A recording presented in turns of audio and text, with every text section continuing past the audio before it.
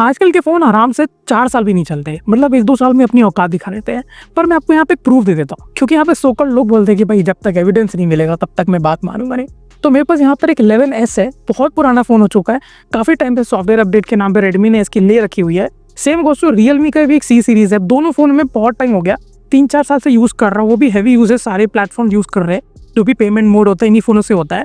और उसके बाद ये चार्जिंग भी हम लोग रोज़ करते हैं, तो भी ये फ़ोन आज भी परफेक्ट चलता है। इसकी कैमरा क्वालिटी देखोगे परफेक्ट चल रहा है आज भी।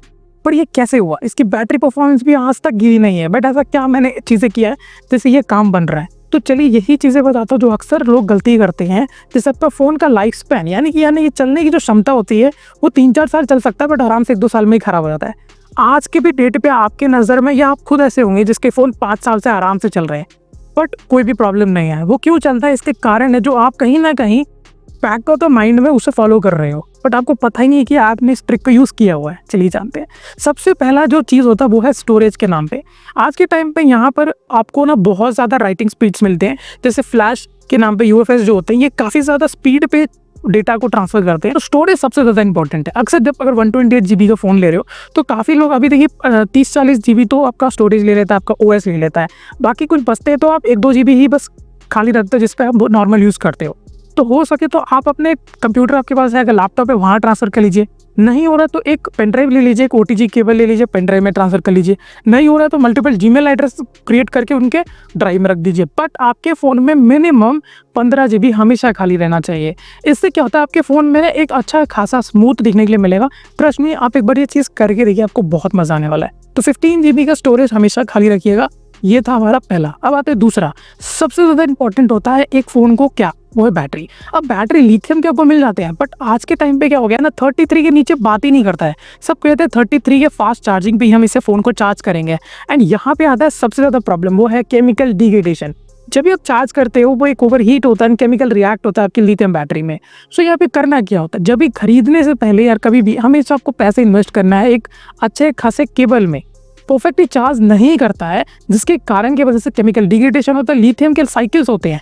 एक यूजुअल में अगर टाइम पीरियड की बात करूँ तो एक फ़ोन आराम से 600 से 700 साइकिल आराम से चार्ज होते हैं। उसके बाद वो अपने आप डिग्रेड होना शुरू हो जाते हैं, जहाँ पे बैटरी कैपेसिटी खत्म हो जाती है उसकी चार्जिंग की।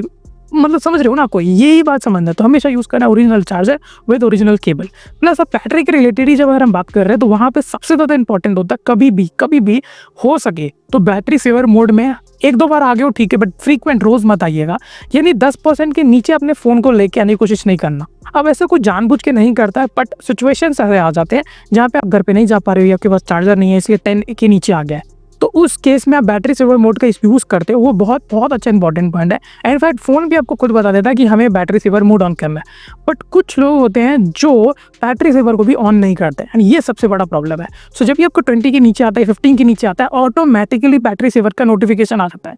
नहीं आ रहा है, आपने नोटिफिकेशन बंद किया हुआ, तो आप खुद से बैटरी सेवर ऑन कर दीजिए। अब इससे होता क्या है, सारे जो आउटसोर्स के जो बैकग्राउंड है, जो मतलब बहुत सारे बैकग्राउंड अपडेट चेक करते रहते हैं फ्रीक्वेंट बेसिस पे, या कोई आपका GPS लोकेशन बार बार भेज रहा होता है, वो सारे बंद हो जाते हैं। सो वो बहुत इंपॉर्टेंट होता है। एंड इसकी वजह से आपका बैटरी साइकिल कम होगा और उसकी वजह से केमिकल डिग्रेडेशन नहीं होगा। अरे एक लूप है और इन लूप को ध्यान से समझना है आपको। तो कभी भी हो सके तो 15 के नीचे फ़ोन को आने ही मत दो, आते ही चार्ज में लगा दो। और ओवरनाइट चार्ज करने वाला तो बहुत पुराना बात है, सबको पता है कि आज के टाइम पे नहीं करना चाहिए।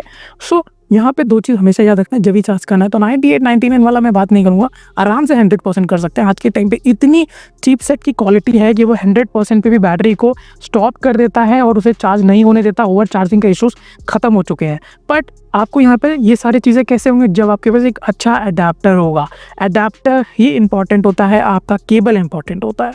अब आता है थर्ड टॉपिक। हो सके तो सिक्योरिटी अपडेट 2 साल आपने यूज़ किया है, आपको मिल रहा है, उसके बाद आप लेना बंद कर दीजिए। हो सके, क्योंकि देखिए आप वहाँ पे ऑप्शन आता है वाईफाई टर्न ऑफ का। अब जैसे उसे जब तक आप वाईफाई पे कनेक्ट करेंगे तभी वो अपडेट लेगा, वो अपडेट लेना बंद कर दीजिए। वो लोग बस सिक्योरिटी अपडेट देते हैं, इन्वायरमेंटल अपडेट देते हैं, पेमेंट अपडेट देते हैं। उसकी वजह से आपको कोई भी इशू देखने के लिए नहीं मिलेगा।